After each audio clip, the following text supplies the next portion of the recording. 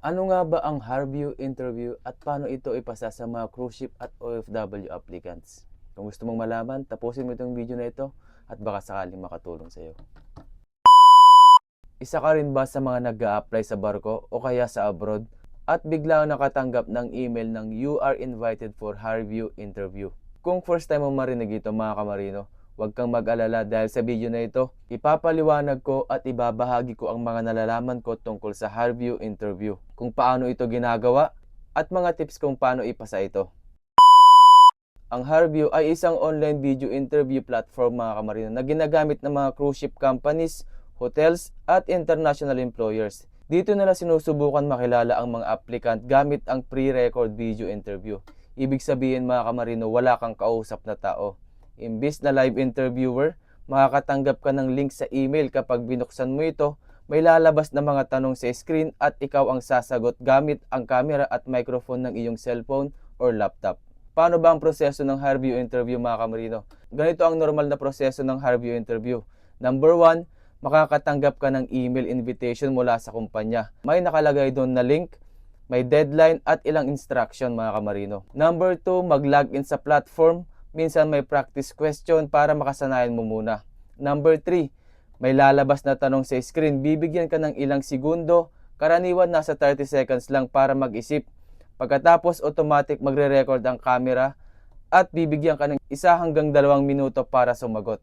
Number 4 mga kamarino, magsagot ng maayos at malinaw. Ang video mo ay isi-save at ipapadala sa HR para panoorin nila. So ano nga ba ang purpose ng Harview mga kamarino?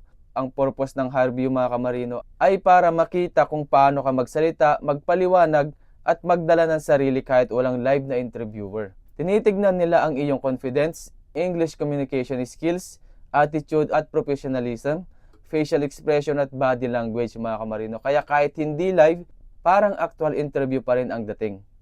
So paano nga ba makapasa dito? Narito mga ilang tips para makapasa sa Harview interview. Number 1, maghanda ng maayos na lugar. Tahimik, maliwanag at walang istorbo. I-check ang camera, internet at audio bago magsimula. Number 2, syempre magsuot ng maayos na damit. Kahit online lang mga kamarino, first impression pa rin ang labanan.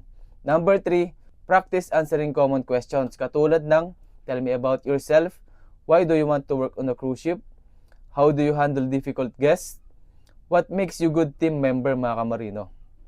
Number 4, smile and maintain eye contact sa camera. Para kang nakikipag-usap sa interviewer mismo, dapat ganun yung gawin natin mga kamarino. At number 5, syempre iwasan ng sobrang mahaba o sobrang ikling sagot. Dapat diretso, malinaw at may kwenta ang bawat salita.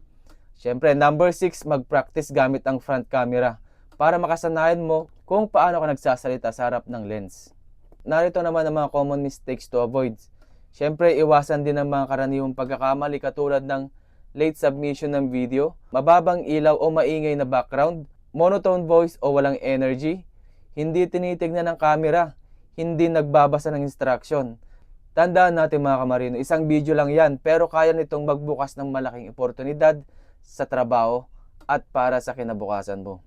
Para sa mga nangarap at para sa mga nagbabalak magtrabaho dito sa cruise ship, sa panahon ngayon mga kamarino, mabilis na ang hiring process. Kaya kung may Harview invitation ka, ibig sabihin may chance ka na kaagad. Dapat mong gawin ay maging handa ka, maging natural at ipakita kung sino ka bilang isang professional.